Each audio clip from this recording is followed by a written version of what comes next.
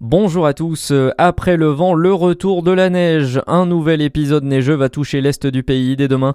Météo France annonce la vigilance orange pour neige et verglas dans le Jura et le Doubs. Des flocons notamment attendus à Dole et à Besançon ce samedi. Et la tempête Goretti qui a été particulièrement violente dans l'ouest de la France. Le préfet de la Manche a fait le point ce matin après le passage de la tempête sur la Normandie et la Bretagne. Des rafales allant jusqu'à 216 km/h ont notamment été enregistrées dans le département. 8 personnes ont été blessées, des dégâts matériels également. En tout, dans le nord-ouest, 380 000 foyers étaient ce matin toujours privés d'électricité. Jusqu'à 27 heures d'attente aux urgences, situation critique au CHU de Dijon. Le personnel soignant tire à nouveau la sonnette d'alarme et décrit une situation préoccupante. L'hôpital a notamment connu une forte fréquentation ces derniers jours avec la hausse des cas de grippe, mais également après le dernier épisode neigeux dans la région. Le CHU rappelle de ne contacter le 15 uniquement en cas d'urgence. Le verdict attendu aujourd'hui au tribunal de Besançon dans cette affaire d'escroquerie au permis de conduire. Pour rappel, entre 2021 et 2023, des centaines de faux permis ont été délivrés par une auto-école en échange d'une somme d'argent. Près de 400 000 € avaient été saisis. Les prévenus encourent jusqu'à 24 mois de prison, dont 12 fermes et une amende de 100 000 €.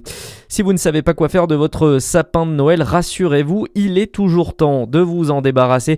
La collecte se poursuit dans la métropole de Dijon tout au long du mois de janvier. C'est le cas aujourd'hui à Dijon entre 18 et 20h, puis à Chenauve et Fontaine-les-Dijon dimanche 11 après 19h. Ce sera le lundi 12 à Marsanne-et-la-Côte et Corcelles-les-Monts.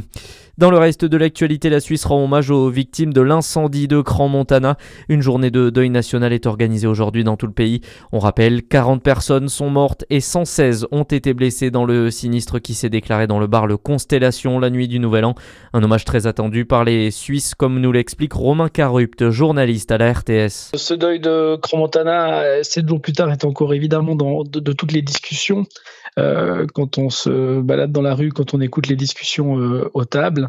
Donc sans doute que ce moment est important, 14h, cette minute de silence, ces cloches qui vont résonner dans les églises.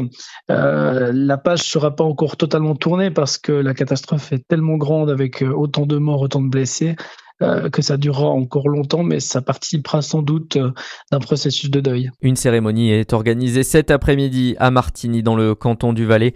Pour les victimes, leurs proches et les secouristes, plus de 1000 invités sont attendus, dont Emmanuel Macron. Et puis en mot de basket, la JDA retrouve son parquet après la trêve. Duel au sommet demain face à Nanterre, ce sera à domicile.